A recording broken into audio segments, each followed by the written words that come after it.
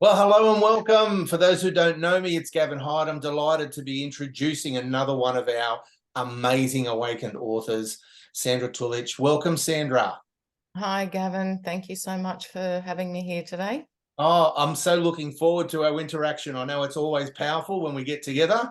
Certainly is. So, Sandra, you've written a chapter in our next multi-author book, Resilience: Turning Struggle into Strength, which is being released really soon, and I know that we're all really excited about it. So, can you tell us what's the topic of your chapter about?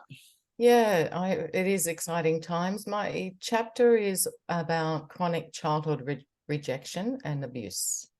Okay, so chronic childhood rejection, and I was going to say abuse. I'll say that again. It's about chronic childhood rejection and abuse. Yes, that's So, right. and which is important, and with respect, wanting to get that title right. So as a result of that experience, Sandra, can you tell us, what was the adversity? What were some of the things that you needed to overcome? What were some of the things that you were faced with Yeah, through so that Gavin, period? yeah, growing up as a child, I really felt imprisoned by shame, guilt, and isolations, feelings of unworthiness. And that deep sense of disconnection, which resulted in depression. And I realize now, I robbed me of any feelings of being safe or comforted. Yeah, right. I can't even imagine what that would be like. And so in saying that, I'm sincere in I just want to acknowledge you and appreciate that you're Thank you. being brave, because a lot of the things, like for the authors in the book, I know that we're sharing secrets, or Yeah. maybe that's just me, right? But I know that I know that we're sharing things that people don't know about us, and it takes well, I suppose it takes vulnerability and courage to do so. So I just want to acknowledge you for that, because it takes a lot. So why is it important for you now, Sandra, to share your story? Well, it certainly is part of my healing journey. And I've reached a point where I feel like it's my job to tell Right. the story, to help others. And also through my practice of connecting with my inner guidance and my intuition, I just feel compelled to do this now. And out of it all, I've realized that the freedom that I was seeking my whole life came firstly with the awareness and the understanding of the symptoms of the trauma I went through, but then to finally find a purpose to all the pain. And so telling my story, with the intention to help others on their journey, and has given me the greatest confidence to express myself with truth and integrity. So I've found that it's kind of, replacing that sense that I grew up with of being in an inescapable position to now feeling a deep sense of inner peace. Wow, I really get why now it's important for you to tell this story. So thanks for sharing that piece as well. That's an important part of your chapter. So Sandra, what do you hope can happen, or what do you hope is possible for someone that reads your chapter?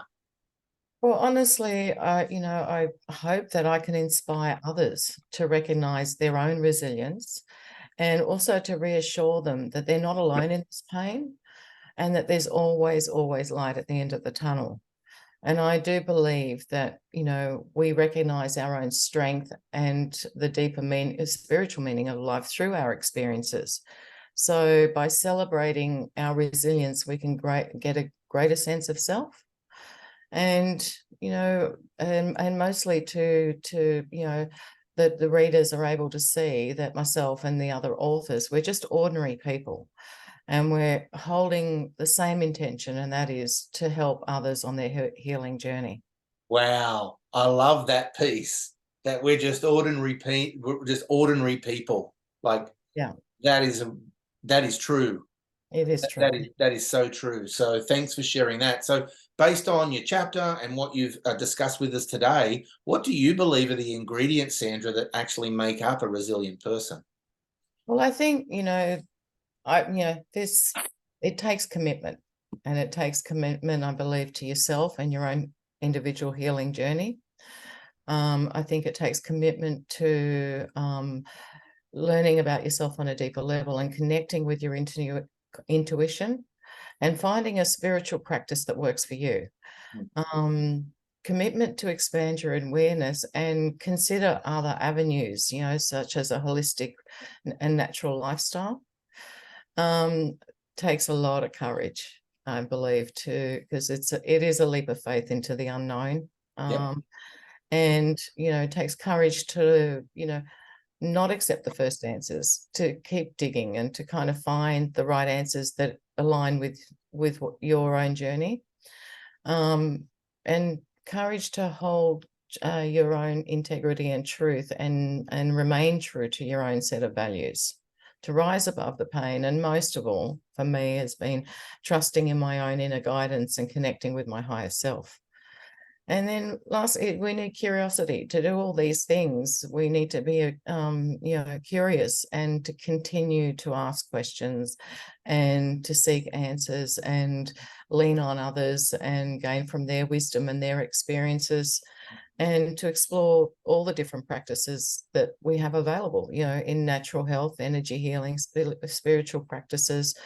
Not just settle on one road. There's many paths lead us to the end result. So yeah, that's what I believe, and I certainly have learned that through my own experience, because I really did think I was a resilient person because I was just able to pick myself up, dust myself off, and keep going. But my true resilience is in my vulnerability to be able to continue seeking the truth and ask for help and accept help.